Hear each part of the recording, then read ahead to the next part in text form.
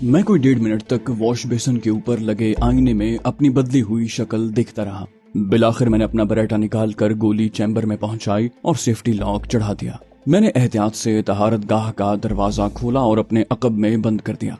बेआवाज कदमों से नशिस्त गाह की तरफ बढ़ते हुए मैंने गोली चलाने के लिए बेताब अपना बरेटा दोनों हाथों में थाम लिया था। राहदारी के कोने पर पहुंचकर मैं ठहर गया। मेरे कान नशिस्त गाह में होने वाली गुफ्तगू पर लगे हुए थे। मैंने गुरधर की मुस्तरब सी आवाज सुनी। बहुत देर लगा दी विष्णु जी, चाय ठंडी हो गई तो मजा नहीं आएगा।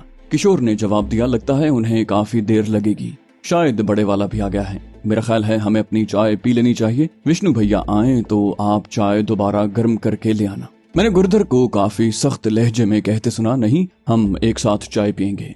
विष्णु जी को देर लगेगी तो मैं तीनों चाय दोबारा गर्म करके ले आऊंगा। तभी मैंने इंतहाई एहतियात से झांक कर देखा। मुझे गुरधर की पीठ अपनी जानिब नजर आई, यानी मुझे देखे जाने का खौफ नहीं था, मगर मैं नहीं चाहता था कि किशोर की नजरों का रुख मेरी तरफ हो। लिहाजा मैंने बस एक आंख से जायजा लेने पर इक्तिफा किया। उधर किशोर चाय का कप उठाते हुए कह रहा था, मुझे चाय को इंतजार करवाना अच्छा नहीं लगता, मैं तो पी रहा हूँ, आप दोनों इकट्ठे पी लेना। उसने अभी कप मुंह से लगाया ही था कि मैंने गुरधर को उछल कर खड़े होते देखा। वो धीमे लहजे में किशोर पर गुर्राया, बोला, बकवास बंद कर कुत्ते, मुझे पागल समझते हो तुम?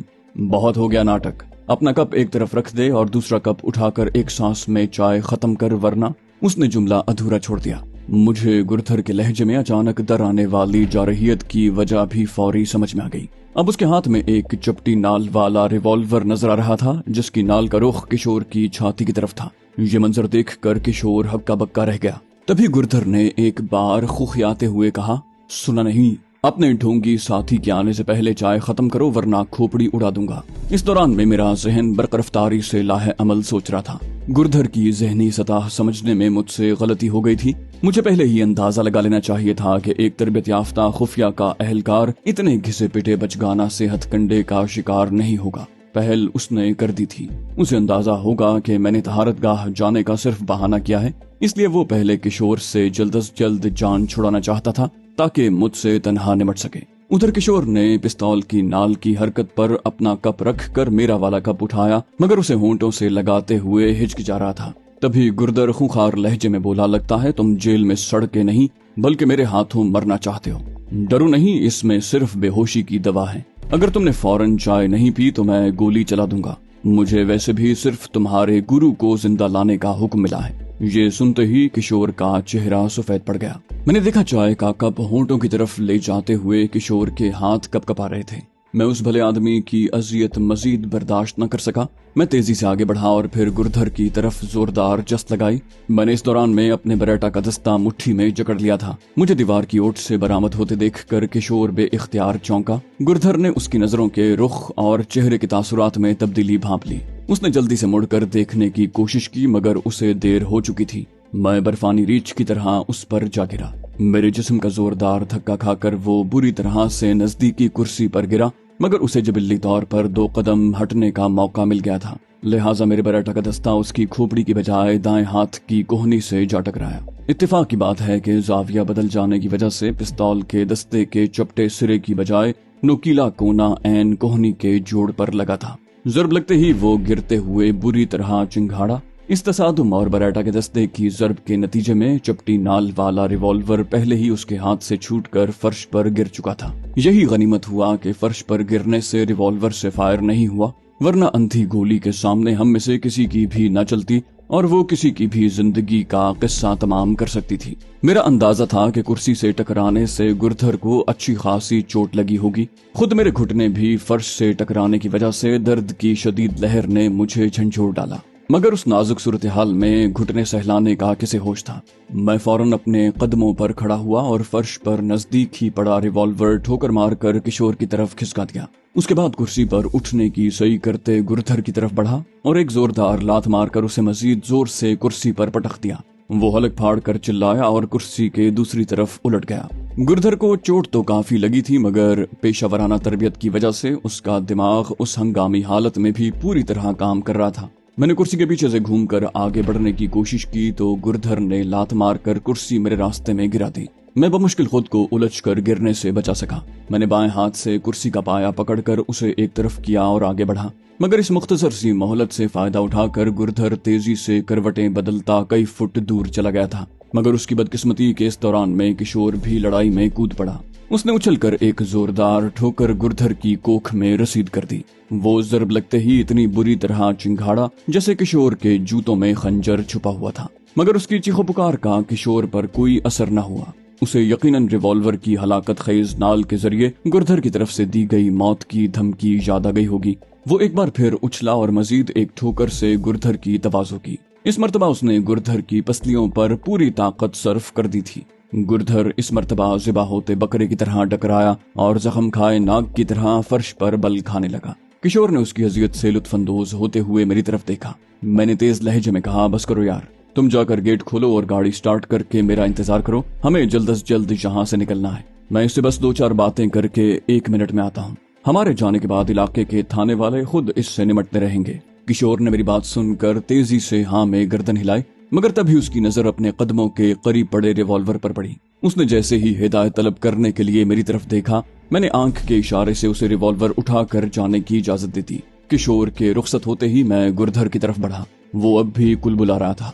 मैं उसे पूछना चाहता था कि वो इस सारी कार्रवाई में तन्हा है या उसके साथी भी शरीक हैं, मगर फिर मैंने इरादा तर्क कर दिया। वक्त जाया करने का कोई फायदा नहीं। खुफिया का तरबियत याफ्ता ये पेशावर कारिंदा इतनी आसानी से जबान नहीं खोलेगा। वैसे भी मैंने किशोर को सिर्फ इसलिए मंजर से हटाया था कि मैं उसके सामने गुरधर को कैफरे किरदार तक नहीं पहुंचाना चाहता था।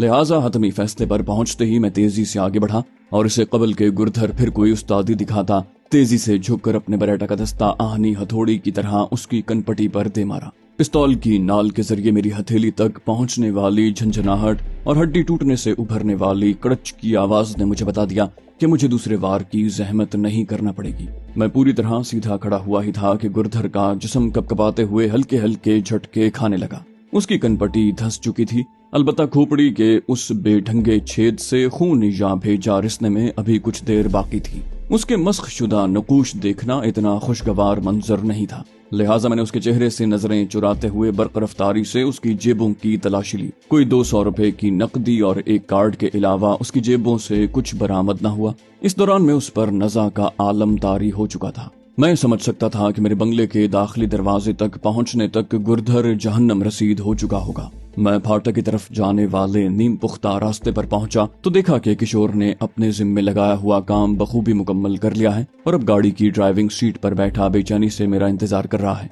मेरे बैठते ही उसने गाड़ी चला दी। हम जैसे ही सड़क पर पहुंचे उसने हेजान आमेज लहजे में कहा, उसका क्या बना? मैंने बेनियाजी से कहा, उसकी खोपड़ी बजाकर बेहोश कर दिया है। एयरपोर्ट पहुंचकर मकामी थाने को फोन कर दूंगा। पुलिस वाले खुद ही आकर इससे निमट लेंगे। किशोर ने मरूब नजरों से मुझे देखा। इससे पहले कि वो मेरी तारीफ में या इस मौजू पर मजीद गुलफिशानी करके वक्त जाया करता, मैंने गंभीर लहजे में कहा, अपनी आंखें खुली रखो यार, इसके साथ ही किसी भी वक्त हमारा रास्ता रोक सकते हैं। मुझे डर है कि ये हमें बेहोश करके अपने साथियों के आने का इंतजार करना चाहता था। मेरी बात सुनकर किशोर यकलख्त चौकन्ना हो गया और गाड़ी चलाते हुए मुसलसल इधर उधर नजरें दौड़ाने लगा। उधर मेरी आंखें अकबनुमा आईने पर जमी हुई थीं।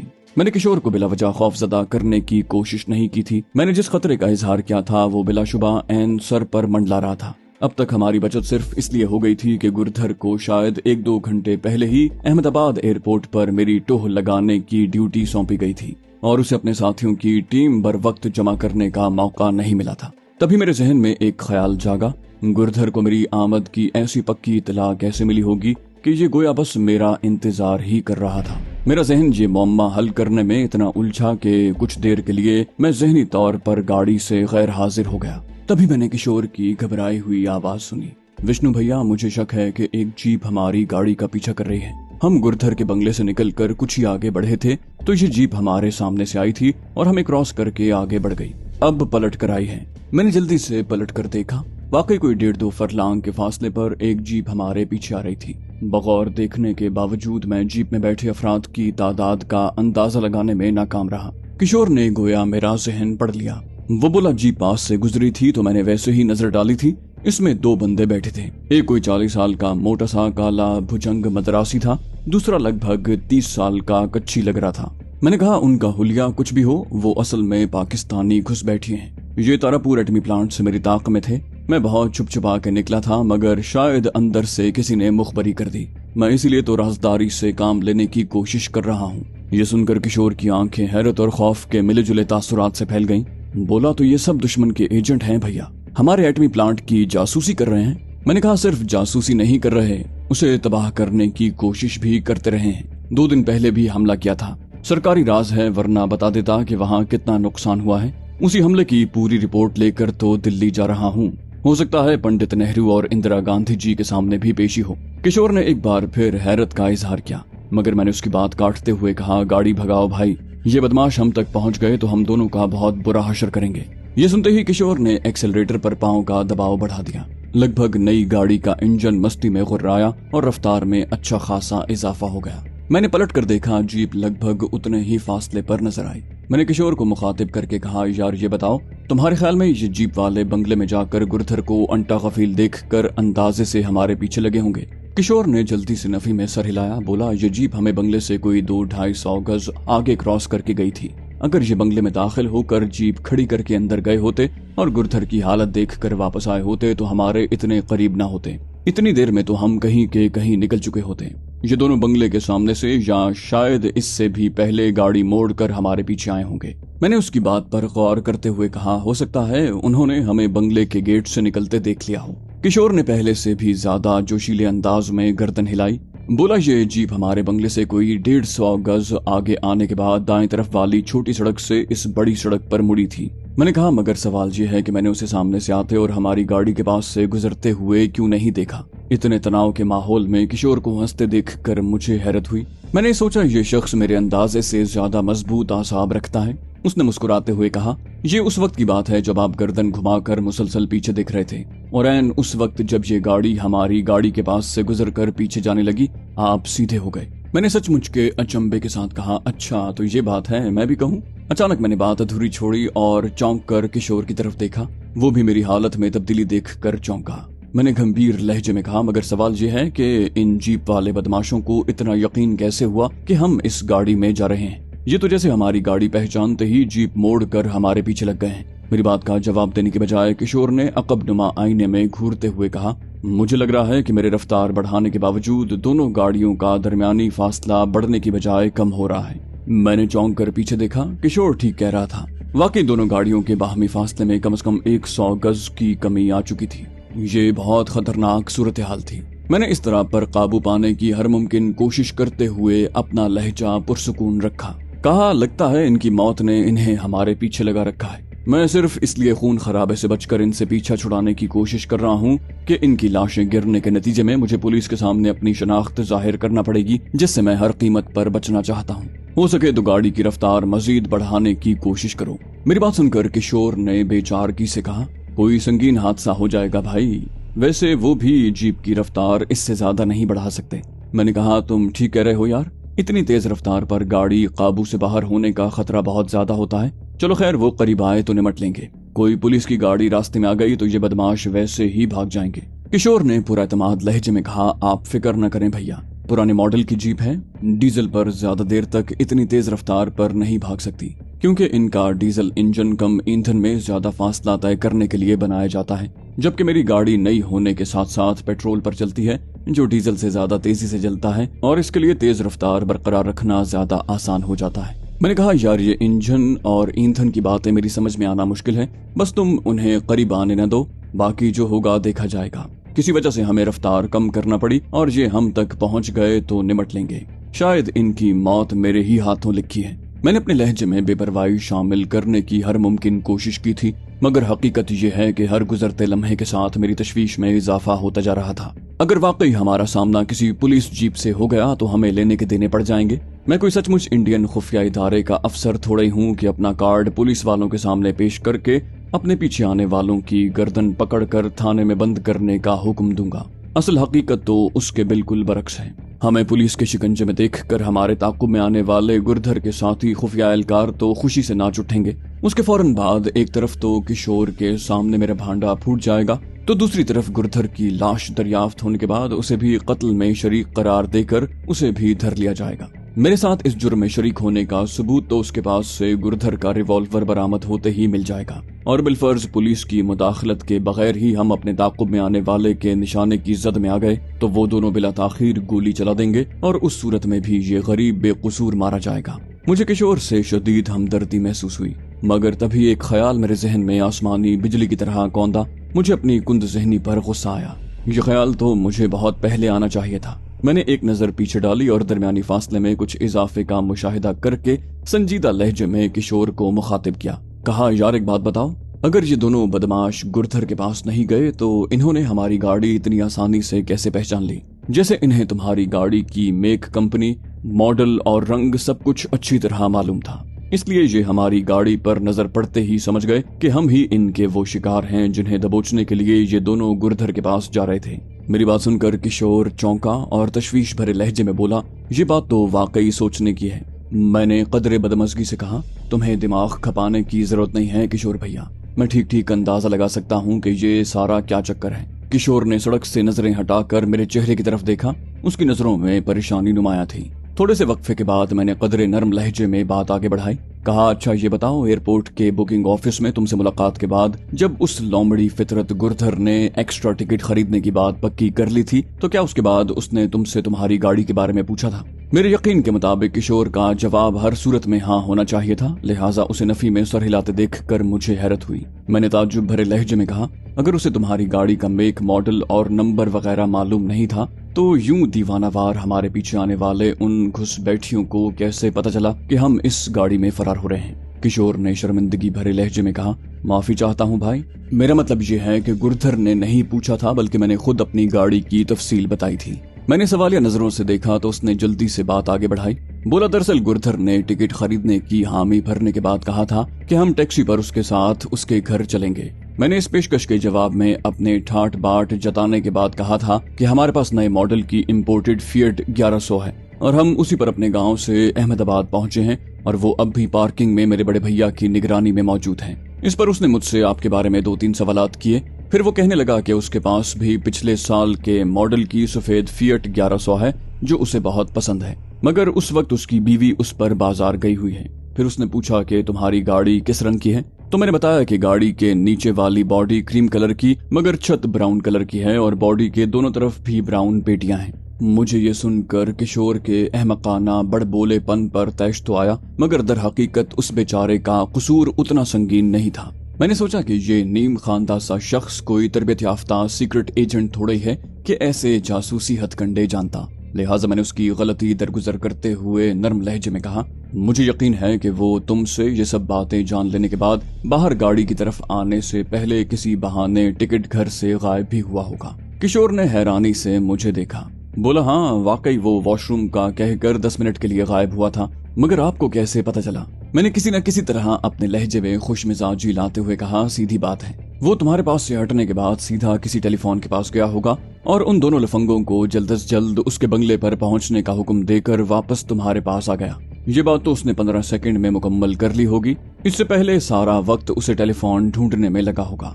हैरत से किशोर का मुंह खुले का खुला रह गया। उसने बमुश्किल अपने अचंबे पर काबू पाते हुए कहा, मैं कसम खा सकता हूँ भैया कि मैंने अपनी तरफ से पूरी एहतियात बरती थी और बहुत राजदारी से गाहक ढूंढने की कोशिश की थी, बल्कि मैंने अपनी तरफ से होशियारी से काम लेते हुए पहले टिकट क्लर्क से दिल्ली की आज की फ्लाइट के लिए टिकट का पूछा था कि वैसे तो ऐसा होना लगभग नामुमकिन है, मगर शायद किसी पार्टी ने किसी हंगामी सूरत हाल की वजह से अपने टिकट वापस कर दिया हूँ। मगर उस टिकट क्लर्क ने मेरा मजाक उड़ाया और कहा कि लगता है कि लोगों का दिमाग चल गया है। जब 1 माह पहले भी दिल्ली के टिकट मिलना मुश्किल हो तो आज के दिन आज का टिकट कैसे मिल सकता है? आपकी तरह एक और भला मानस आज की फ्लाइट में टिकट ढूंढता फिर रहा है। ये सुनकर मैंने पूछा कि वो शख्स कौन है, तो टिकट क्लर्क ने सामने बेंच पर सिगरेट पीते गुरधर की तरफ इशारा कर दिया। मैंने नरम लहजे में कहा, कसूर तुम्हारा नहीं है किशोर भैया। सीक्रेट सर्विस में एजेंटों को ऐसे हजारों हरबे सिखाए जाते हैं, बाकी वो अपने तजुर्बे से सीख जाते हैं। अगर बंगले में मुझे अपने तजुर्बे की बुनियाद पर गुरधर पर शक न होता तो वो हमें नशावर चाय पिलाकर कभी का काबू में कर चुका होता। तभी किशोर ने मुस्तरिब लहजे में कहा, अब क्या करें भैया, वो दरमियानी फासला तो कम नहीं कर पा रहे, मगर हम अब चंद ही मिनट के बाद एयरपोर्ट की तरफ जाने वाली सड़क पर मुड़ने वाले हैं। क्या हम इन्हें पीछे लगाए एयरपोर्ट पहुंच जाएं? मैंने कुछ सोचकर कहा, नहीं, अगर ये हमारे पीछे पीछे एयरपोर्ट पहुंच गए तो बहुत सी मुश्किलात पैदा हो जाएंगी। हमें वहां पहुंचने से पहले ही इनसे पीछा छुड़ाना पड़ेगा और अगर जरूरत पड़ी तो इन्हें ठिकाने भी लगाना पड़ेगा। मेरा मिशन इतना अहम और नाजुक है कि मैं उन घुसपैठियों को ही नहीं, इस मिशन को मुकम्मल करने में रुकावट बनने वाले किसी पुलिस वाले को भी रास्ते से हटा दूंगा। किशोर ने मरूब नजरों से मेरी तरफ देखा, मगर मेरे पास अब उससे रस्मी बातों की बिल्कुल मोहलत नहीं थी। मैंने उजलत भरे लहजे में उससे पूछा, तुम ये बताओ, अगर हम एयरपोर्ट की तरफ जाने वाली सड़क पर मुड़ने की बजाय चौराहे से सीधे निकल जाएं तो कहाँ पहुंचेंगे? किशोर ने जहन पर जोर डालते हुए कहा, मेरा ख्याल है आगे कुछ कच्ची पक्की आबादियां और उसके बाद कारखाने शुरू हो जाएंगे। उस सनती इलाके को पार करने के कोई आधे घंटे के बाद हम शहर की हुदूद से निकल जाएंगे। इसी सड़क पर सीधे आगे बढ़ते रहे तो कोई 3 घंटे में पालनपुर पहुंच जाएंगे। मैंने कदरे बदमजा होते हुए कहा, हम पालनपुर जाकर क्या करेंगे भाई? मुझे 3 बजे वाली फ्लाइट पकड़ना है और कोई 1.5 घंटा बाकी है, जबकि मुझे कम से कम आधे घंटे पहले एयरपोर्ट पर मौजूद होना चाहिए। किशोर ने इस बात में गर्दन हिलाकर कहा, ये तो आप ठीक कह रहे हैं भैया। मैंने एक फैसले पर पहुंचकर कहा, हमें इस सनती इलाके में पहुंचते ही इन घुसपैठियों से पीछा छुड़ाना पड़ेगा ताकि हम वक्त पर एयरपोर्ट पहुंच सकें। तुम चौराहे से गाड़ी सीधी ले जाना और हो सके तो रफ्तार मजीद बढ़ाने की कोशिश करो। किशोर के लहजे पर अब गहरी संजीदगी का राज था। उसने इस बात में गर्दन हिलाई और पूरी तवज्जो सामने सड़क पर मबजूल कर दी। अलबत्ता मैं मुसलसल ताक़ुब में आने वाली जीप का जायजा ले रहा था, साथ ही अपने जहन में उनसे पीछा छुड़ाने का लाहे अमल मुरतब कर रहा था। इसी असना में एक बड़े से चौराहे से गुजरे। कोई 1 मील तक कच्ची पक्की आबादियां चलती रहीं। वहां पहुंचकर किशोर को मजबूरन गाड़ी की रफ्तार कम करना पड़ी, मगर गनीमत ये रहा कि जीप वालों को भी अपनी जीप की रफ्तार सुस्त करना पड़ी। सनती इलाका शुरू होने के बाद भी सड़क की हालत खराब होने की वजह से किशोर रफ्तार में खातिर खा इजाफा न कर सका। वैसे भी वहाँ ट्रकों और दीगर माल बरदार गाड़ियों की भरमार थी। अंधाधुंध तेज रफ्तारी किसी तसादुम के नतीजे में जानलेवा साबित हो सकती थी। मुझे इत्मीनान था कि जीप वाले भी कोशिश के बावजूद हम तक नहीं पहुंच सकते। वैसे भी अब उससे जान छुड़ाने का वक्त आ चुका था। मेरी नजरें तेजी से आसपास का जायजा ले रही थी। साथ ही मैंने किशोर को गाड़ी की रफ्तार कुछ कम करने की हिदायत दी। तभी कोई 100 गज आगे मुझे एक दाएं तरफ से आने वाली निस्बतन छोटी सड़क से माल से भरा हुआ एक ट्रक बड़ी सड़क पर मुड़ता नजर आया। जब तक हम उसके करीब पहुंचते उसने मोड़ काटते हुए पूरी सड़क बंद कर दी। ये देखकर किशोर ट्रक ड्राइवर को एक भारी भरकम गाली देते हुए ब्रेक पर दबाव डालने लगा। मैंने जल्दी से पीछे मुड़कर देखा। मुझे कोई 1.5 फरलांग पीछे ताकुब करने वाली जीप आती नजर आई। मैंने किशोर को कहा, तुम गाड़ी की रफ्तार कम करते हुए ट्रक के करीब पहुंचो और वो जैसे ही सड़क पर सीधा हो और हमें उसके पास से गुजरने की जगह मिले, तुम अपनी गाड़ी उस गली में मोड़ लो। किशोर ने एक नजर मेरी तरफ देखा और कुछ कहना चाहा, फिर अपना इरादा तर्क करके असबात में गर्दन हिला दी। जब तक हम ट्रक के करीब पहुंचे वो लगभग पूरा बड़ी सड़क पर मुड़ चुका था। फिर भी हमें चंद सानियों तक रुककर ट्रक के सीधा होने का इंतजार करना पड़ा। मैंने इस दौरान में मुड़कर देखा, जीप अब भी कोई 1 फरलांग पीछे आती नजर आई। अलबत्ता मुझे यकीन था कि वो हमारी गाड़ी को बखूबी देख सकते हैं। यही मैं भी चाहता था। उधर रास्ता मिलते ही किशोर ने गाड़ी दाएं तरफ घुमा दी। मैंने बगौर छोटी सड़क पर इर्द गिर्द का जायजा लिया। सड़क के दोनों तरफ दूर तक कम ज्यादा फासले से छोटे बड़े फाटक नजर आ रहे थे और एक आध के अलावा मुझे वो सभी बंद दिखाई दिए। शायद उनकी अक्सरियत कारखानों की बजाय गोदामों की थी, या फिर ये कारखानों के अकबी फाटक थे जो सिर्फ बवक्त जरूरत ही खोले जाते होंगे। वजह कुछ भी रही हो, मुझे सूरत हाल अपने मकसद के लिए खासी साजगार नजर आई। तभी मैंने किशोर को मुंह ही मुंह में ओबड़ खाबड़ सड़क को मायूब अलकाब से नवाजते देखा। सड़क की हालत वाकई बहुत खराब थी। थोड़े थोड़े फासले से न सिर्फ गड्ढे मौजूद थे बल्कि उनमें से कई में गंदा पानी भी जमा था, जिसकी वजह से किशोर कोशिश के बावजूद गाड़ी की रफ्तार तेज नहीं कर पा रहा था। मैंने उसे पुरसुकून करने के लिए कहा, गुस्सा थूक दो छोटे भाई, ये खराब सड़क हमारे मकसद के लिए बहुत फायदेमंद है। अच्छा ऐसा करो, तुम कचरे के उस बहुत बड़े ड्रम के बाद मौजूद गंदे पानी से भरे गड्ढे से पहले मुझे उतार कर सीधे चले जाओ। किशोर ने फिक्रमंद सी नजरों से मुझे देखा। मैंने एतमाद भरे लहजे में कहा, किशोर भैया तुम मेरी फिक्र न करो, उन बदमाशों से निमट कर मैं खुद तुम्हारे पास पहुंच जाऊंगा। तुम्हें इस सड़क पर कहीं आगे वाले मोड़ से चक्कर काट कर वापस बड़ी सड़क पर आना है, फिर तुम कहीं एक तरफ गाड़ी खड़ी करके मेरा इंतजार करना। मेरे लहजे की कतईयत महसूस करके उसने इस बात में सर हिलाने में ही आफियत समझी और ड्रम के पास गाड़ी रोक दी। मैं बसद उजलत गाड़ी से उतरा और ड्रम के पीछे जा छुपा। मैं इस दौरान में बड़ी सड़क की तरफ का जायजा ले चुका था। जीप अभी तक वहां नहीं पहुंची थी। मैंने देखा किशोर की गाड़ी अभी वहीं मौजूद थी। मैंने कदरे झुंझलाकर उसे हाथ के इशारे से गाड़ी आगे ले जाने का हुक्म दिया। उसने फौरन गाड़ी गियर में डाली और एक्सेलरेटर पर दबाव बढ़ा दिया। चंद ही सानियों के बाद गाड़ी हिचकोले खाती हुई कचरे के ड्रम से आगे सड़क पर मौजूद गड्ढा पार कर गई। उसके साथ ही किशोर ने रफ्तार बढ़ा दी। अब मुझे जीप का इंतजार था। शक शुबे की कोई गुंजाइश नहीं थी। उन्हें हमारी गाड़ी के पीछे आना ही था और मैं उनकी खातिर तवाज़ो के लिए बिल्कुल तैयार था। मेरी आंखें कोई 150 गज आगे जाती किशोर की मोटर कार की तरफ और मेरे कान जीप की आवाज की तरफ लगे हुए थे। मुझे ज्यादा इंतजार न करना पड़ा। जीप के इंजन की बेहंगम घूं घूं करीब आते ही मैं अपना बरेटा संभाल कर तैयार हो गया।